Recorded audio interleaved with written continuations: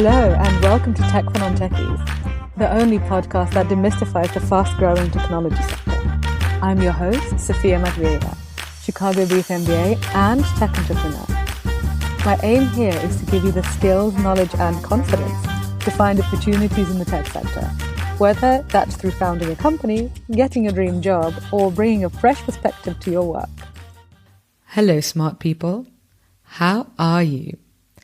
Last week, I shared a quote from Theodore Roosevelt about daring greatly. And this week, I want to continue quote sharing, and maybe it will become our little tradition here. So this week, we have a quote from The Sopranos, the best show on television without a doubt. And honestly, it has so many business lessons. And if you don't have the time or the money for an MBA, just watch The Sopranos and take note. So in this scene, Junior Soprano, an elderly mafia boss, advises his nephew Tony, who's recently taken over the reins of the mafia family, and, he's feeling the stress of being the mobster in chief. Understandable, it's probably a stressful job. And his uncle Junior says, "That's what being a boss is. Sometimes it's smooth sailing, and sometimes you hit the rocks. In the meantime, you find your pleasures where you can." So, I took Junior Soprano's advice and I had an epic fucking party this weekend. It probably shortened a few lifespans, but is a life devoid of fun and pleasure worth living? I don't think so, especially after the year we've had. And it was honestly such a great stress relief for me and for my guests. So if you found yourself hitting the rocks, have a party. Do what Junior Soprano tells us to do. It might be just the thing you need. And if you have quotes you think I should share on this show, send them to me on Twitter and on Instagram. The links to both are in the show notes. In this episode, I want to follow up on something I get asked about all the time. And that is, how do you hire people to build your tech product if you don't have a tech background yourself? And it's startup founders who ask me this, it's investors who ask me this, and also it's corporate innovators that have the same question. So I actually did an episode on how to hire your product team last year, and it's still one of my most popular. And I also have an ebook on the topic called How to Hire Your Product Team, a guide for non-technical founders, which you should definitely check out if you're building tech products or investing in them. And the link to the ebook is in the show notes. The book will save you time, money, and stress. So honestly, don't go hiring product teams without it. But in this episode, I want to delve into one aspect of hiring product teams. And that is, should you hire developers and designers in-house, as in have them as your permanent employees, or should you go to an outsourced company? And there are different types of outsourcing, which I think just makes it even more confusing. So there are development shops, often shortened to dev shops. There are freelancers on Upwork and on TopTal. And then there are product studios. I talk about all the differences and benefits of each approach in the ebook, but if I was to tell you all about that right now, we would be here forever. So for the purposes of this episode, we are going to contrast hiring employees versus hiring a product studio. If you just listen to what has traditionally come out of Silicon Valley, you will assume that you have to hire developers in-house and basically all sit together eating pizza in a garage while they write code and fart. This is because in Silicon Valley, traditionally, the technical founder has been idolized and developers are paid an arm and a leg. And think about it. Silicon Valley is like Bill Gates and Mark Zuckerberg. So that's developers turned CEOs. And in this Silicon Valley scenario, the non-technical founder or the non-technical innovator is basically kind of a second-class citizen whose menial job it is to make sure that the team gets paid. Boring. That's not what the geniuses do. Geniuses write code. And honestly, to this folklore, I say bullshit. If you're not getting paid for your work, it's a hobby. Yes, tech innovation is amazing, but commercializing it is what makes it last. I don't mean to say that a tech startup has to make revenue from day one. This is often unrealistic, and there has to be a period of testing and R&D. But unless there is a path to revenue and a way to pay people until customers pay you, then you won't last in this game for very long. And this is why I really want investors to pay attention to this episode. I've seen quite a few investors expect early stage teams to have in-house developers. So especially early stage non-technical founder teams are expected to have in-house developers. And honestly, this often makes no economic sense and actually adds a significant amount of risk to the startup. Hiring developers in-house is often much more expensive than getting an outsourced product studio.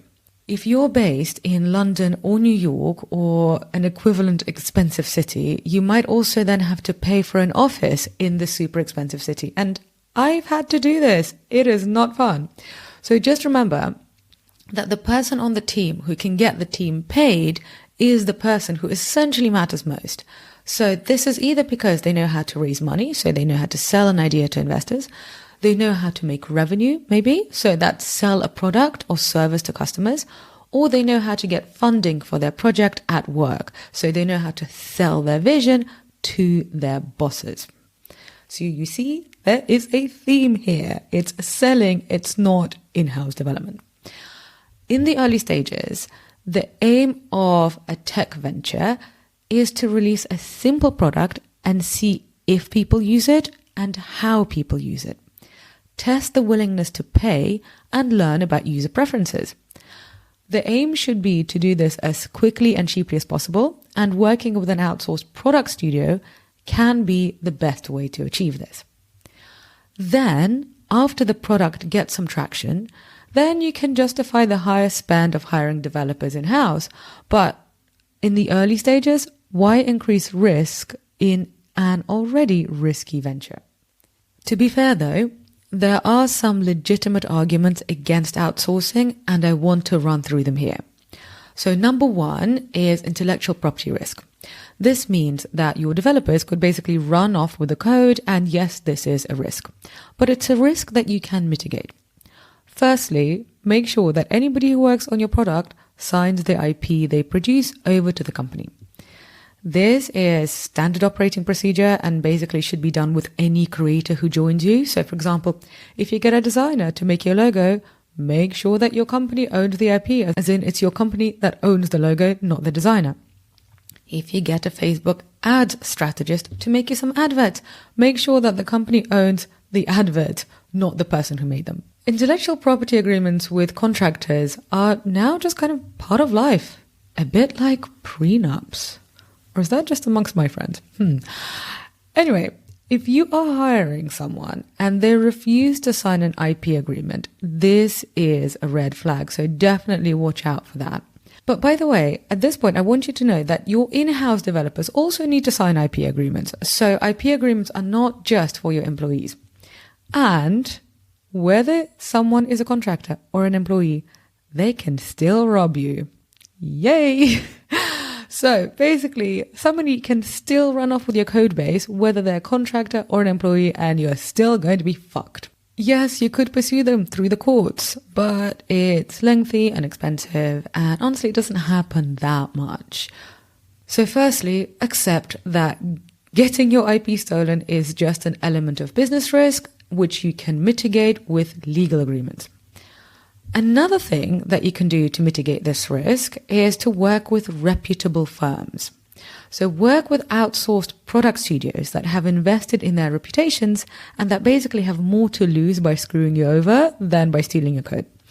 If a company is an established and known product team specialist and they have good client reviews that you can verify, then they have more to lose by running off with your code because they will lose their reputation and then nobody will ever want to work with them.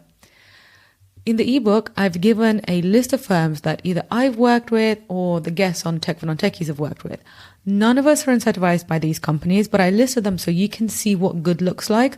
So then you can either decide to work with them or just with one of their direct competitors. Another argument against outsourcing is that an in-house team is going to be more invested because they will have an equity agreement. And this can be true, especially in the long term. But it can derail and distract you in the short term.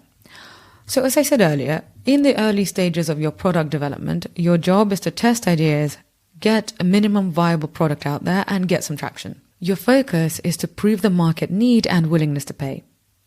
After you've done that, you can move on to bigger fish, raise more money, and hire people in-house. This can then involve equity agreements, options, and all that jazz. But if you are focusing on wrangling over equity with developers in the early stages, A, you might end up making a crappy agreement for yourself. Also, if you don't know what developers do, you might end up just wasting your time and energy. And also, you might end up having someone on your team that you later realize that you don't need. And that would suck. There is also another argument that outsourced teams are far away and basically in order to work well together, you need to be close to each other. Well, I think this whole pandemic thing has kind of killed that argument, so I'm not going to spend too much time on that here. I'm just going to tell you that the team that built GitHub, which was purchased by Microsoft for $7.5 billion, has always been entirely remote. So, GitHub is proof that you don't need to work in the same room with people to build something incredibly successful. Another argument against outsourcing is that if your company's core competency is technical knowledge, then you shouldn't outsource that. This argument is often used for deep tech and AI companies, and honestly, out of everything, I think this is the most reasonable argument. And while this point certainly deserves consideration, I do want to emphasize that unless there is somebody on the team who knows how to make money out of a tech innovation, the business is not going to get anywhere. Tech innovation is an academic project unless somebody knows how to commercialize it. There is nothing wrong with academic projects. I teach at universities. I have spent many years studying at universities. But academia is one thing, and running a for-profit venture is another. In fact, there are examples of non-technical founders starting deep tech companies with outsourced developers at the start, and you can hear such an example on this very podcast. Yes, I know, I've got you. You love me, I love you. So, my friend and business school classmate, J.S. Kung, whom you heard from in episode 33, he's a non-technical founder. And he has founded a fintech AI business called iZen. And iZen now processes over 10,000 algorithms in real time. And iZen also now works with some of the largest banks in Asia, and they've raised millions, and he's doing pretty well. And JS started his venture with literally a spreadsheet and an outsourced developer. JS knew the logic of how an AI algorithm is built, but more importantly, I think he knew how to sell that capability to banks. And his path is risky. And if you listen to the episode with him, he certainly had some really dramatic ups and downs. But honestly, that's just what creating a new venture is. Risk is literally the price of entry in the venture investing world. And in love, actually. Anyway, I have built products with outsourced product teams. I have also hired development shops on Upwork, and I've also hired individual freelance developers and individual designers. Some of these experiences worked out and some really did not. Some were like epic wastes of money. I've also spoken to a lot of non-technical founders on this podcast, as you've already heard. And the pattern that I see is that for early stage non-technical founders and for early stage corporate innovators, working with an outsourced product team is usually the least risky option. This is because at the beginning, as we said earlier, your aim is to test basic assumptions quickly and cheaply. And getting a team from a country that has lower costs to you is basically a really good way to innovate quickly and cheaply. Also, in the early stages of your product, you don't quite know what your product is really going to turn out to be like. So you don't know what features users are going to want or how people are actually going to use the thing that you're making. So for example, you might think that you need a mobile app on Apple. But then when you do some product testing and you make some prototypes, you work out that actually just a web app is going to do. And that's much cheaper and much simpler to build. And This decision is going to influence your tech stack. And a tech stack is literally just the set of tools and languages that are used to make your product. Don't worry about all these terms. You just need to know that when you don't know what your product is really going to be, you can't determine what's going to be in the tech stack. Let's think of this as a recipe. I think this is going to be easier. For example, you might think that what your users really want is a chocolate eclair. And you go about making this chocolate eclair and you bring it to market. And once you bring it to market, you end up learning that what people actually are willing to pay for is a meat pie. But you've already bought all this choux pastry, you've already got chocolate, and you've got loads of butter. And you've also hired a pastry chef. And now you have to pivot to making meat pies. What you gonna do?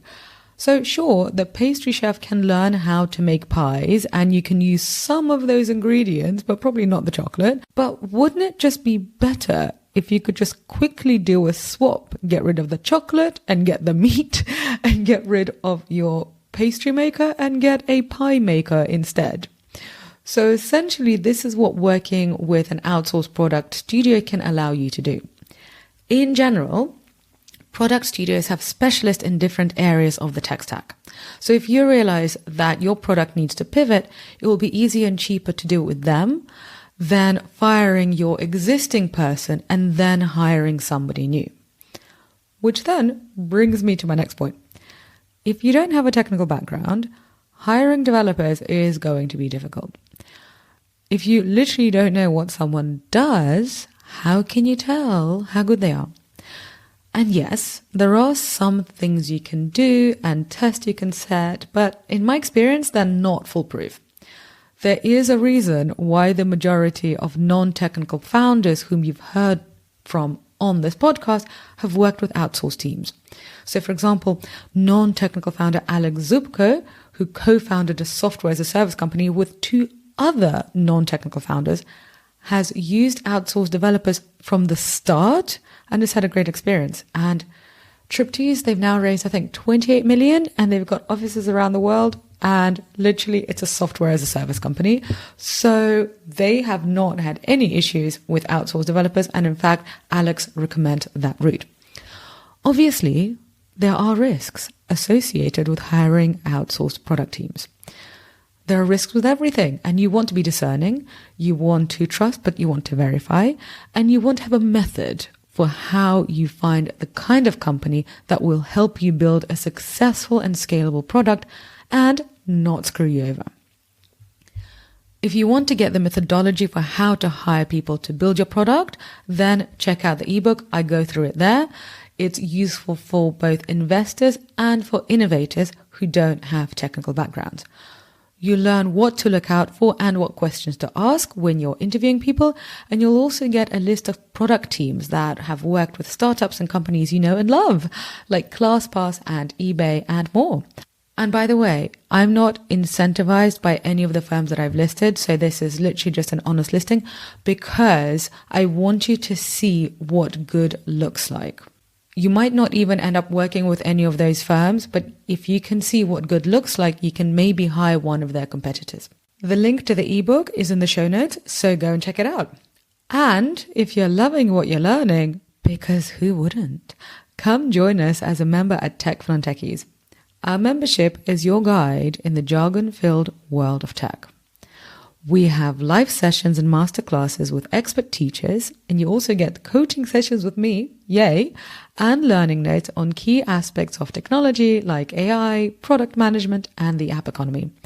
Our members include alumni of Harvard, Oxford, and the University of Chicago, and people who are buying companies and building businesses and leading innovation. And this is pretty epic, and I am so proud. And if you want to join us, then check us out on techfornontechies.co/membership. That's techfornontechies.co/membership. That's it for now, my darling smart people. I love you, and I'll speak to you next week. Ciao.